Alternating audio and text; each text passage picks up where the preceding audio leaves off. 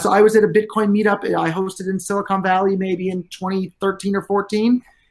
And we had maybe 100 something people show up at a restaurant that's owned by a friend of mine, one of the very first restaurants to start accepting Bitcoin in Silicon Valley. It's a Korean barbecue place in Santa Clara. Fantastic place. He had a big giant sign in the window said Bitcoin accepted here. About 100 people showed up. All of them were paying in Bitcoin for their dinners. 3 core developers showed up: Eric Lombroso, Luke Jr., and Brian Bishop. And they spent the entire evening arguing with people at a Bitcoin meetup, telling them that they shouldn't be using Bitcoin to pay for their dinner at a restaurant that accepts Bitcoin. And they were busy telling people they should be using a credit card to pay for their dinner instead of Bitcoin. So there's a real life example of Bitcoin core developers saying that Bitcoin shouldn't be used as money and they don't want it to be useful as money, and that people should be using credit cards instead of Bitcoin. What kind of Bitcoin supporter are you if you show up at a Bitcoin meetup and tell people to use credit cards instead of Bitcoin? Get out of here.